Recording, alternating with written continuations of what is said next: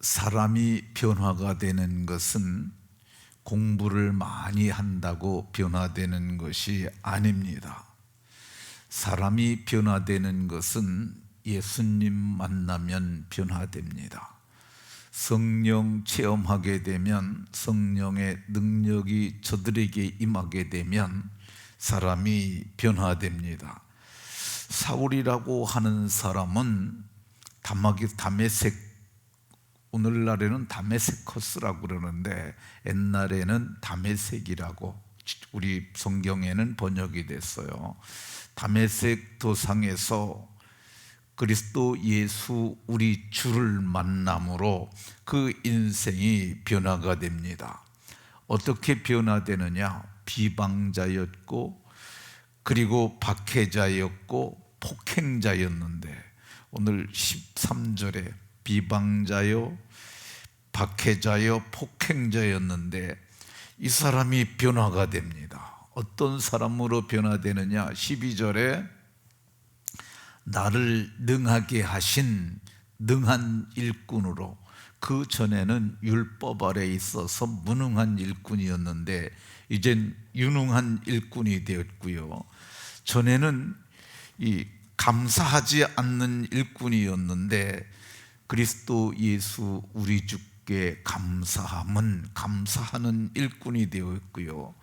전에는 충성을 한다고 했긴 했지만은 그게 다 헛발질이었어요. 그런데 진짜 충성하는 일꾼이 되었고요. 다메섹에서 그리스도를 만남으로 말미암아 그가 사도의 직분을 받아 충성하는 일꾼이 되었던 것을 볼 수가 있습니다. 어떻게 비방자요, 박해자요, 폭행자였던 사람이 하나님의 일꾼이요 그리스도 예수의 일꾼이 되느냐? 그것은 오늘 13절에 보면 도리어 긍휼을 입은 것은 긍휼을 입으니까 되었다고 말씀합니다. 긍휼은 불쌍하고 가엾게 여겨서 도와주는 마음이에요. 긍휼은 큰 자들이 베푸는 거야. 큰 자가 이렇게 보니까 너무 어렵고 힘들고 고통스러워하니까 그를 도와주는 것 긍휼입니다. 비방자여, 박해자여, 폭행자였던 사울이 다메섹에서 그리스도를 만나고 그분의 긍휼을 입음으로 그가 좋은 그리스도의 일꾼이 되었던 것을 볼 수가 있습니다. 그러면 긍휼을 입은 이유가 뭐냐? 13절에 보면은 긍휼을 입은 것은 내가 믿지 아니할 때, 믿지 않을 때 그랬다고 말씀합니다. 이 바울 사도는 유대교의 문화권에서 태어났고 그렇게 자랐어요. 그러니까 그가 자기 정체를 말할 때 내가 길리기아 다소성에 났고 내가 베냐민 지파요, 내가 바리새인의 아들로 태어났고 나도 바리새인이었다고 이렇게 고백을 합니다. 그럼에도 불구하고 그는 하나님을 믿었지만 하나님의 아들 예수 그리스도를 믿지 않았어요. 그러니까 믿지 못하니까 그가 불신앙의 행위를 했고 그것이 결과적으로는 비방으로 나타났고 박해로 나타났고 폭행으로 나타났고 마침내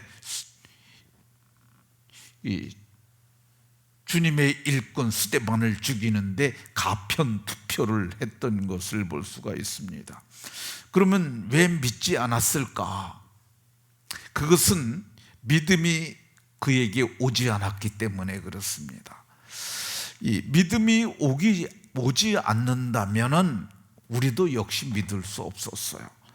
갈라디아서 3장 23절에 보면 믿음이 오기 전에 우리는 율법 아래 매인 바 되고, 이 믿음이 오기 전에는 우리는 율법 아래 있을 수밖에 없었어요. 사도도 믿음이 오기 전엔, 사울도 믿음이 오기 전에는 믿을 수가 없었어요. 그러면 믿음은 어디서 오냐? 믿음의 진원지는 세상이 아닙니다. 믿음은 하늘에서 오는 거야. 성경을 보면은 하나님이 세상을 이처럼 사랑하사 독생자를 주셨으니 누구든지 그를 믿는 자는 멸망치 않고 영생을 얻게 하려 하심이라, 이렇게 말씀하시잖아요.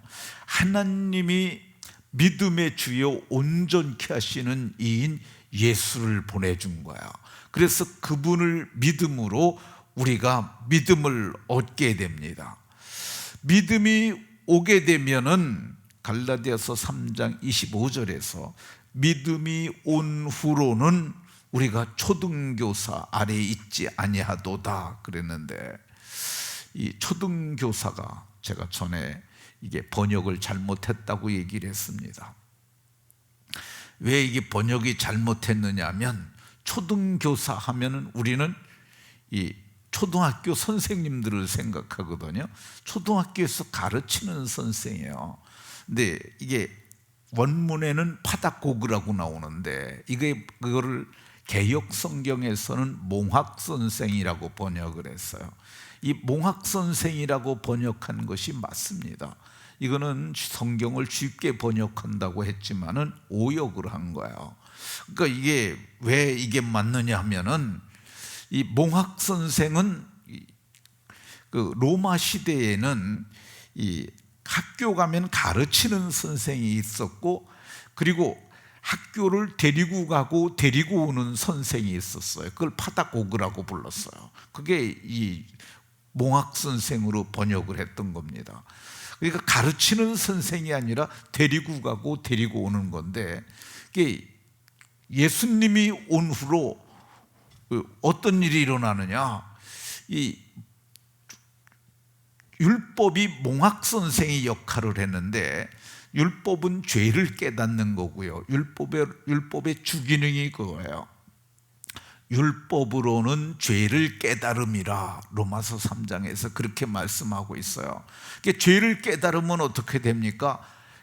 바울 사도가 로마서 7장에서 오호라 나는 곤고한 사람이로다. 누가 나를 이 사망의 몸에서 나를 건져내랴. 그리고 우리를 이 어디로 데려가느냐? 그리스도 예수 우리 주께 감사하리로다. 예수님께로 이게 가는 거야. 나는 율법으로는 정죄되고 죽어야 하는데, 보니까 길이 하나 있는데 예수님이 길인 거야. 예수님께로 가니까 그분이 십자가에서 나를 대신하여 죽으신 그 은혜로 말미암아서 우리가 속량을 얻고, 그래서 죄사함을 얻고 죄가 없으니 의롭다 하심을 얻게 되는 줄로 믿으시기 바랍니다. 그래서 이 바울 사도가 믿음의 주가 되시는 예수님을 담의 새벽에서 만남으로 그가 믿음을 갖게 됩니다. 우리도 역시 마찬가지죠.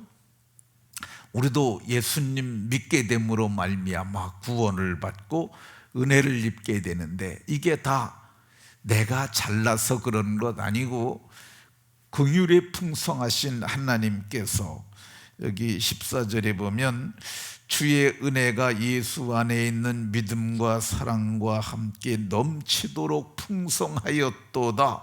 그 풍성하신, 긍휼에 풍성하신 하나님의 은혜, 하나님의 사랑으로 말미암아 저와 여러분들이 긍휼을 입게 됐는 줄로 믿으시기 바랍니다. 두 번째, 사울이 긍휼을 입은 이유가 뭐냐? 그것은 내가 믿지 아니할 때는 알지 못하고 행했다고 얘기를 합니다. 알지 못해서. 그렇잖아요. 예수님이 하나님의 그리스도인 줄 알았더라면 그가 그렇게 박해했겠어요?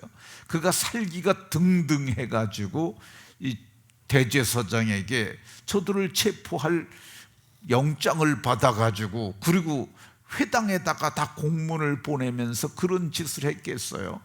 성경에 보면 알지 못하고, 현행법에도 알지 못하고 범죄하면은, 그러면은 관용이 베풀어집니다. 관용이 조금 있어요, 판결을 할 때. 근데 성경에도 보면 누가복음 12장 47절에 알고도 준비하지 아니하고 그 뜻대로 행하지 아니한 종은 많이 맞을 것이요. 그러니까 알고도 행치 않으면 많이 맞는다고 그랬어요. 근데 누가복음 12장 48절에 보면 알지 못하고 맞을 일을 행한 종은 적게 맞을 것이요. 그러니까 하나님이 긍휼을 베푸신 이유가 뭐냐면 사울이 알지 못해서 그린 거야. 왜 알지 못했느냐? 눈이 가리워져 있었어요. 실제로 영광의 주를 뵙고 눈에 비늘 같은 것이 덮여지지 않습니까? 그런데 아나니아가 안수를 하는 그 순간 눈에 비늘이 벗겨지면서 그가 확연히 깨달았어요. 십자가에 못 박혀 죽은 33살쯤에 십자가에 못 박혀서 비참하게 죽은 그 예수가 그리스도인 줄, 하나님이 보낸 그리스도인 줄 알지 못해서 그렇다는 걸 그때 깨닫습니다. 그래서 그걸 깨닫지마자 그가 나가서 뭐 했습니까? 예수는 그리스도라 전하기 시작을 했습니다. 그러니까 알지 못했기 때문에 긍휼을 베풀어 주셨습니다. 긍휼을 입은 이유가 뭐냐? 오늘 성경을 보게 되면 그가 알지 못해서 오히려 하나님을 위한다는 열심으로 그렇게 했기 때문에 그렇습니다. 그러니까 바울 사도가 비방을 하고 박해를 하고 폭행을 하고 심지어 가편투표까지 했던 이유가 뭐냐? 내가 내 동족 중 여러 연갑자보다도 유대교를 지나치게 믿어.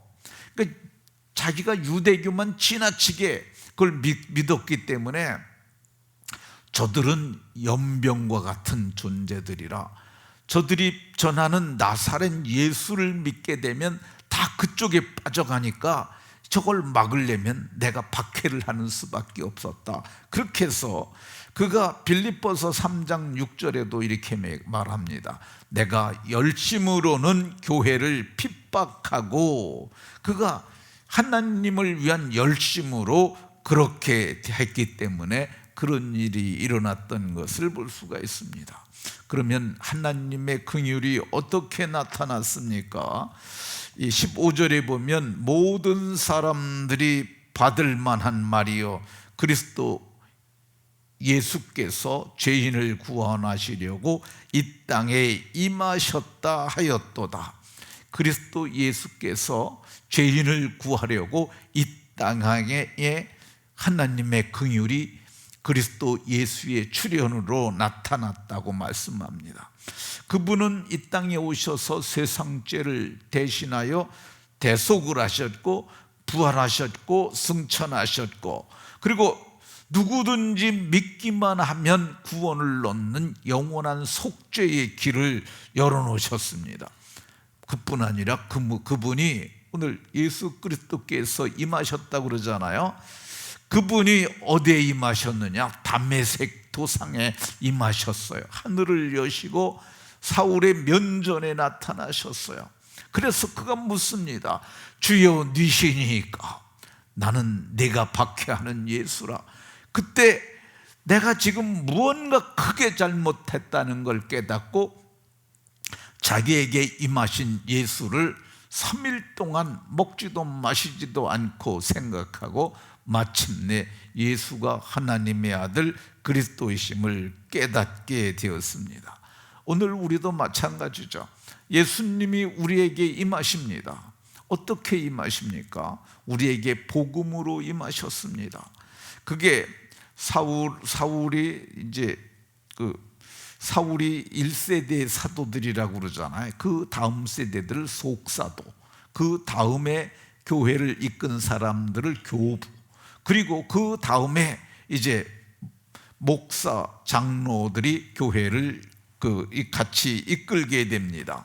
그런데 그 전승된 복음이 우리에게서 우리 다음 세대로 물려가고, 또 예수 그리스도를 그 은혜를 입고 긍휼을 입은 사람들이 이 마음에 부어진 그 사랑을 가지고 찾아가서 복음을 전함으로 저들이 그리스도 예수를 만남으로 저들도 긍휼을 입게 합니다. 그러니까 이것이 계속 이게 수레바퀴처럼 굴르면서 일이 일어났어요. 앞세대가 가면 뒷세대가 그 일을 하면서 그랬는데, 우리도 주님 오시는 그날까지 긍휼에 풍성하신 하나님의 사랑, 긍휼로 만들어주신 긍휼의 복음, 이거를 전함으로 주님을 기쁘시게 하고 복음을 전승하는 아름다운 분들이 다 되시기를 예수 그리스도의 이름으로 축원합니다.